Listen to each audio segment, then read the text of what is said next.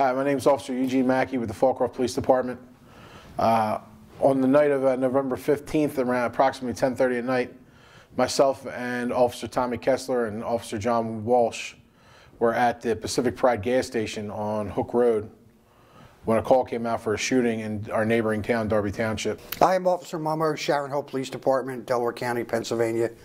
On November 15th, 2014, I was on routine patrol in the borough when myself and other officers received an emergency call from radio dispatch stating that there had been a gunshot victim in Darby Township. And once we got on scene, I noticed that it was a man holding a child in his arms with a gunshot wound to the face. I asked him how old the child was. He told me he was 10 years old, and when my instincts kicked in, and I just grabbed the child out of his arms and ran for a police car. Officer Mackey came carrying the child in his arms.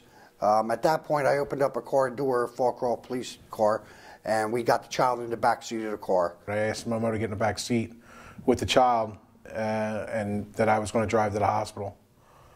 On the way to the hospital, we radioed to our communication center that we needed all the intersections blocked from the scene to the hospital. We left immediately from the scene. At that time, I started doing chest compressions to make sure that the child was still able to breathe. So while en route, all the sector cars from Sector 4 blocked every intersection from the scene on Hook Road to Fitzgerald Mercy Hospital.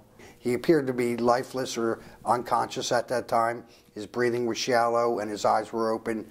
So while en route to the hospital, I again kept going with the chest compressions while Officer Mackey drove us to Fitzgerald Mercy Hospital. And when we got to the hospital, I carried him from the car into the hospital ER to the emergency room. The child was given over to the doctors and nurses at Fitzgerald Mercy Hospital, where within another couple of minutes the child began to have positive vital signs, which was absolutely amazing for us to realize that this child just suffered a gunshot wound to his head and was now having positive results with his vital signs. At the scene, it was just, I was shocked that we had no idea it was a child until we got to the scene and seen him in his dad's arms. We're used to dealing with tragedies as far as adults, but when we realized, and when I got there and realized it was a child, it does make it harder. It makes it harder on the officers that a child's involved in such a tragic incident. I didn't know if he was going to be all right or not until I watched him take a breath on his own at the hospital. While he was laying in the bed, he started breathing on his own again. It's good to know that night that the child was responding.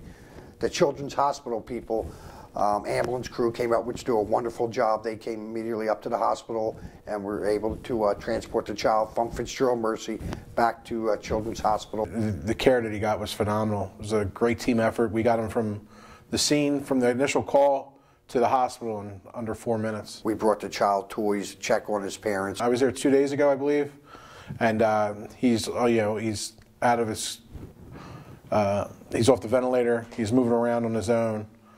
He's expected to go to rehab the next week or so. So he's improving. And we're just hoping for a full and speedy recovery.